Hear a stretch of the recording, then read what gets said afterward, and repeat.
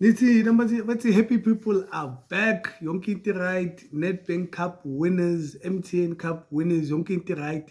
Elando phaki ngiyabona elando kuthulile. Mabhakani amnandi ajabulile ku social media. They are happy. Yonke inti mnandi. Hello, welcome back to another exciting episode. Welcome back to the channel. Everything about your local football, news signings, Yonke inti right. Today we're going to be talking about an exciting topic for me. Looking at the Orlando Pirates, how far they've come, and what are the achievements, the players that they brought in. But you know what? For me, it came to my mind with Norman. Let's go back. Let's look at what's been happening. Who's the mastermind? Who's pulling the strings there? Because we can say, hey, Jose Riviero, hey, Spanish guitar. But now, looking at it holistically, there's a technical team. They always say that you're always good as the people around you. Who's been pulling the strings? Who has been making, that club tick, in my opinion? I'm not saying Jose Riviero is not a good coach, as we have seen now. But obviously, there is certain steps that a lot of people are not privy to, a lot of people are not looking into. But before we go there, please, as per normal, if you guys are the first time watching this video, don't forget to leave a like, don't forget to leave a comment as well, share the video, and also subscribe. And also don't forget to leave or click on the subscription bell for more of these exciting videos and content on a weekly basis. Right. Made Ncikazi for me has been the missing piece in the team.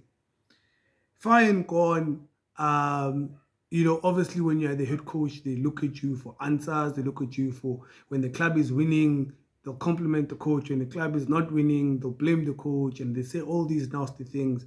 So, Pirates for a while, for me, they've been playing well. They've attracted a few good coaches. Abu Micho was in power. Abu Fadlu, once upon a time, there was Uban, it was Micho, and this other coach, I think the last one was Micho, ne? And for me, when you can just go back and see the difference. What's the difference between the Pirates of last season and this season? I'm sure there is a pattern. There's a common thread there because the technical team hasn't really changed that much. So for me, it's just about being able to look deeper because they've kept most of the players, right? Because it was first Baba was in power, Fadlu, Ncikazi. Then Zimbabwe left, then Gaba co-coaching system. Now, Ncikazi, they brought him where he was at Golden Arrows, which we've seen. He was a head coach there at the time. And we saw what he did with Golden Arrows and the kind of football he was playing, and which landed him. Two things that were good at the time. He was playing good football. At the same time, he led the club to their first ever top 4 finish. But now, who is Made Ncikazi? What do we know him for? What don't we know about him? Now, Made Ncikazi, just to go back a bit, just give him a profile of who the guy is. Made Ncikazi was a sporting director around 2011-2012 for Golden Arrows, actually. But he was, I think, Bashuti was a school teacher before he came to football. We don't know anything about him being a player or not. But what we know is he was a school teacher for the longest time, changed careers, got his papers as a coach. But the first time when we started knowing about him during those years was when he was a sporting director for Golden Arrows. Fast forward, he became an assistant manager the following year, a bit for Imarisbeck United. Then he came back now this time around to Golden Arrows as an assistant manager around 2015. So since 2015, he was an assistant manager. If you remember, Mangoba Mngeti was there. I think it was during the time where Steve Compella was there as well. So during the time, he was just an assistant. That's the time he was paying his school fees as a coach. And you need to understand that the knowledge he was carrying, because I want you to understand the identity the Pirates is playing. That's where I'm coming from with this. He was an assistant manager and then was given a chance to be a head coach. Assistant manager at the time, which players do we know from Golden Arrows? Divine Lunga, who actually went to Ilokuzan, who went to Mamelodi Sundowns. We know of Abu Kunjuban. Forgot him, he went to Sundowns as well. Forgot that player who he was playing for the national team. Papi Zotwane. Yes. Not too sure if you're still in that era, but I just want you to understand that during that 2011, 2015 times, Papi Zotwane, I'm not too sure about Dubani. Kanyeza, who's the coach now, when he went back there. But I'm just giving you the kind of football knowledge that he carries and the players that have come out of Golden Arrows and his hand or his influence, or he was part of the technical team or around those corners at Golden Arrows at the time. Because I think it was 2016, maybe just a year after when they won EMTN 8. So he hadn't won anything as yet. Let's not really say that he has won anything. But as an assistant manager under Umangoba Mngqithi, I would feel he has learned a lot. The kind of play, carpet football that they play, the high press, good with the ball, and good ball players. And he was able to adopt that identity as a head coach. Golden Arrows were playing very good football. I remember when he was a coach, Golden Arrows were one of the teams that were giving Mamelodi Sundowns a hard time. They couldn't win as such, but I remember MTN 8 when they won it. That was one of the teams that gave Sundowns a hard time before he went to Pirates. So that's Mandla Ncikazi in a nutshell, because after Vele leading Golden Arrows to top 4, to a top 4 finish, that's where Pirates Mtatile. At the time, his role was really unknown because he was brought in as a part of the technical team, and he was now, obviously, after the coach has left, he was part of the co-coaching thing. Now, co-coaching, the issue that we had at the time was the fact we couldn't exactly see what it was all about, because Ufadlu comes from Wimarisbeck. I guess that's where the connection came from. But the players they were also recruiting, they took half of the players from Yvette's, they took other the players from Wimarisbeck United, and at the same time, the football philosophy was not the same. You could tell where the inconsistency and the personnel or the identity of that Pirates was not really showing. But what we could know, or the qualities that they possess, you could see that only if they could play in a certain way. So we've seen that coaching doesn't work for everyone. And at times, that's why we'd see lineups chop and change every now and again. Because when you're in a co-coaching system, meaning there's no one who makes the final decision, one coach has maybe one style of play or those players that they believe they can execute, and the other coach has another idea.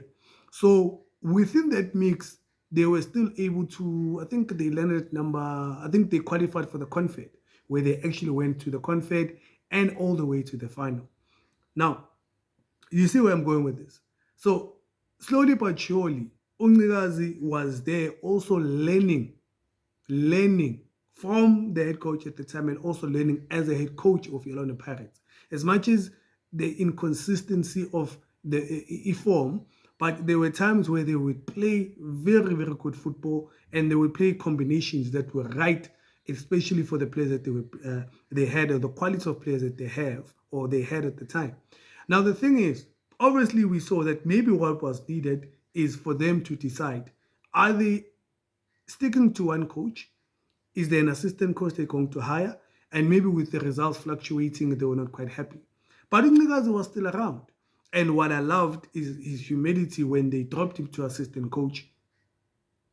He stayed with the club. And you saw from his interviews, he was saying that when his position he has to learn. As long as the club, he's here for the club. As long as the club is winning, he's happy.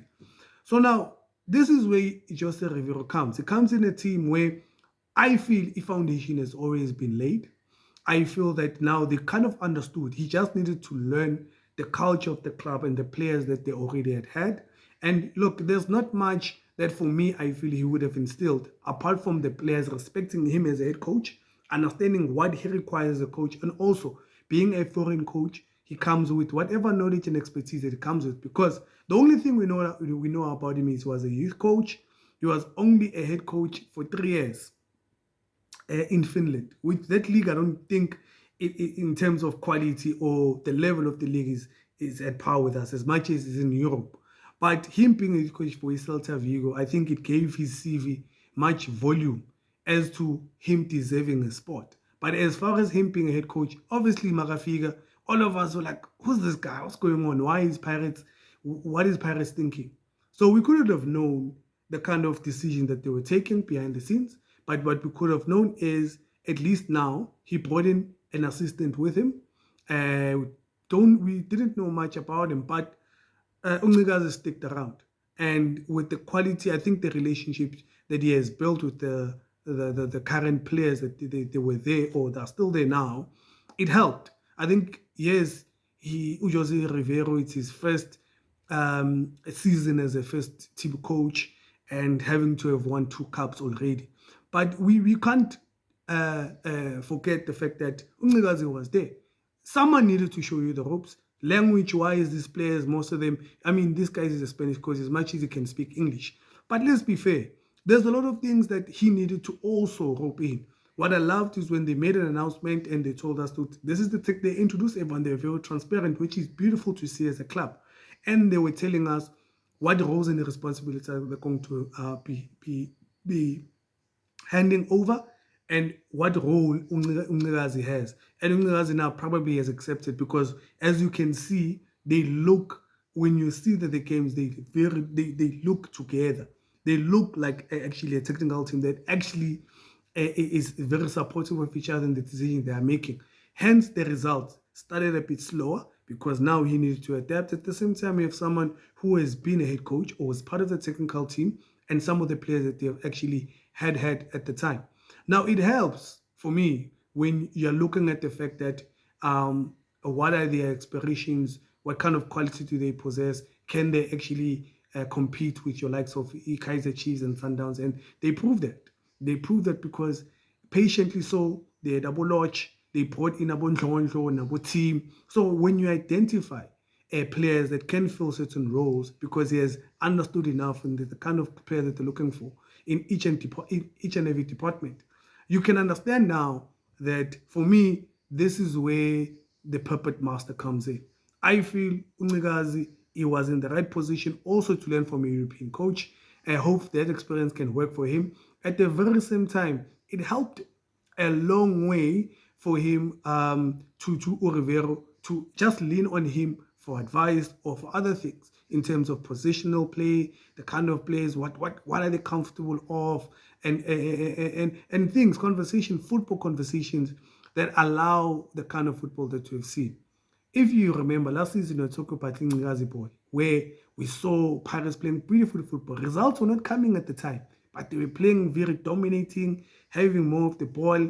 Ball retentions was good. There was not a lot of them losing the ball too much, and we just needed a coach that can come in, probably bringing in a different perspective, so these players can be motivated enough to believe in themselves that they actually can compete with the Sundowns, or they can actually win something of value. Now, the results have come and gone. This season, it showed us that. I think that's the football lessons all of us can actually learn from Orlando Pirates. For me, Ncikazi has been a key figure. He has been the mastermind. He has been the person who has been pulling the strings to a certain extent, has helped. Orlando Pirates should be thanking that guy because, as you can say, like I was telling you, his history shows, Uguti, even the football they play now, we can call it Jose Paul, but you can see that the identity that he has left there gave him enough, not really to change a lot of things, but to identify where they need to improve and how can they move as a team so that they can actually win and actually play as a team that can actually win and dictate the games, dominate if they have to, and give us or get the results they need, which is what we are seeing today. For me, that's what I feel. That's my opinion about it. That's how Pirates, for me, Mangi Bega from the outside and looking at it. Okay, now, happy people, now Inda. This is where I feel most of the things we don't really sit on. We look at the head coach, you're thinking, this guy comes with a lot of experience. For me, the one thing we can agree on, I think Pito has also said, is the fact that, when you're having a European coach coming into our country, we need to learn from that person. It comes with a lot of experience, expertise, and a lot of things that maybe is introduced in our local football that maybe other coaches can learn from, which is where Ncikazi, again, what I like, sitting there right in the middle, learning as much as he can. So for me, he has won cups as a certain coach that shows you that he has enough for as a coach. To he is already learning the ropes. He's only won something. So look, CV yakhe iyakhula kumanje. It's growing and it's going into the right.